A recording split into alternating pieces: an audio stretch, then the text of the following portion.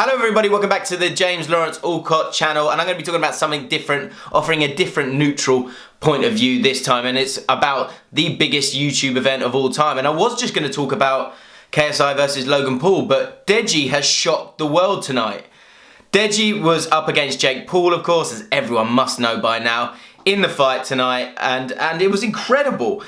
Jake Paul said on the True Geordie podcast, and just can I say, True Geordie, Loz, Joe Weller and the lads have done brilliantly with their commentary. They've done cracking work, and it's been a joy to watch. And I'm doing this before the Logan Paul KSI fight, so make sure you check out that video as well. But I had to talk about this straight up because Jake Paul said he was going to knock him out first round. He looked better. Deji's training has been a bit of a nightmare. But going into the fight and that first round, Deji shocked the world.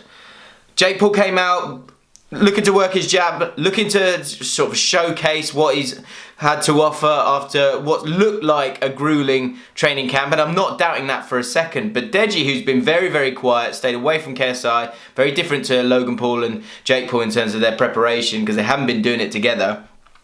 He came out and I expected him to be a mess. The reason I expected him to be a mess is because his walkout into the ring was so subdued, and I think it even shook up the commentating team. You could see Joe Weller was kind of seeing maybe some of the signs of the mental freezing that he had when he went into the fight, and it was just such a big event. And you wouldn't have been surprised if that was the case. Deji, I think you saw afterwards with his interview, which I'll talk about in a second, that there are some scars there. So going into the fight, you thought he was going to struggle. But round one, he came out, Jake Paul was throwing punches, and then from nowhere, Deji was knocking some punches back. Jake Paul was bleeding. Jake Paul was bleeding. No one was expecting that at any point in this fight. They thought it was going to be a first round, maybe second round, knockout, TKO, whatever it was going to be.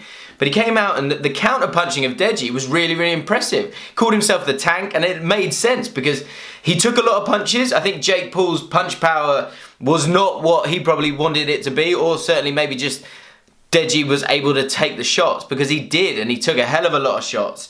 Let's go round one. Round one, Jake Paul came out, flying out of the gate, looking to get it done. He told everyone it was going to be a round one knockout. But as I say, Deji was switched on at that moment in the fight. He had the stamina to keep going, and he was able to take punches, but offer something back. And the punches that he was able to offer back had some real weight behind them, because you could see Jake Paul started bleeding. Is Jake Paul a bleeder? You saw that with Joe Weller. Maybe, but once again, Deji shocked the world tonight, because I don't think anyone's even expecting to have the coordination to counterpunch.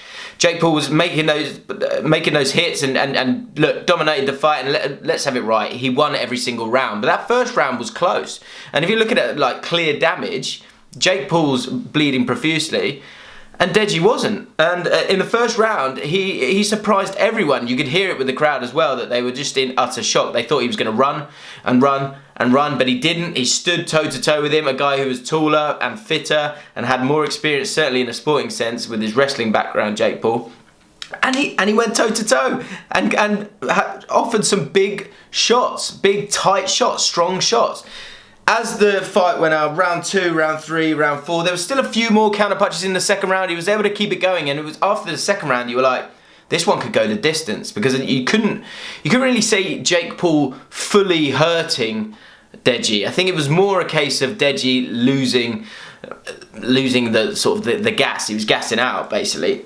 Round 3, the fitness really, really hit, I think, for Deji, and that's when you started to think, okay, there's no chance of Deji winning at this point. I think up to that point you were going, hang on, if Jake Paul might do a nice big shot, a solid shot, might do 3 or 4, which he did constantly, really. But Deji was taking hits and smashing back and hurting him, and you thought that he could get something. But by round 3, you could see Jake Paul was working the jab. He had the strength and the fitness to keep going with that jab. The combinations that we were offering, they were quite simple, and I think that was safe and available to him, because Deji wasn't really able to move by that point. He was just keeping his hands up, or trying to keep his hands up by that point, because his fitness had dropped. And the jab was working for Jake Paul and he was picking him off, and I think at that point, if it had got to a point where Deji was still moving forwards, still able to hurt him a little bit with some of the punches, then Jake Paul might have had to twist his tactics a little bit, just work the jab and win the fight on points, because the last thing that he wanted, it would have been a total disaster if he lost it.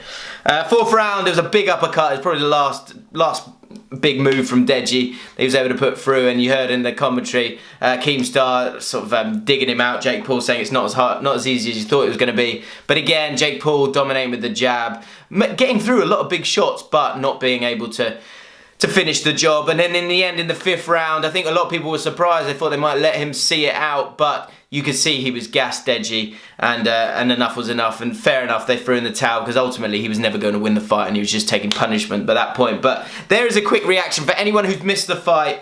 Round one, Deji, I'll say it again, shocked the world. I am absolutely blown away with that. I'm about to watch the Logan Paul KSI fight now, so I'm going to see you soon on that one. Make sure you click on that video and see my reaction to KSI Logan Paul, and we'll find out who's won. If you're new to the channel, hit that subscribe button, hit the like button as well. Let me know your thoughts on the Deji versus Jake Paul fight, and I'll see you soon.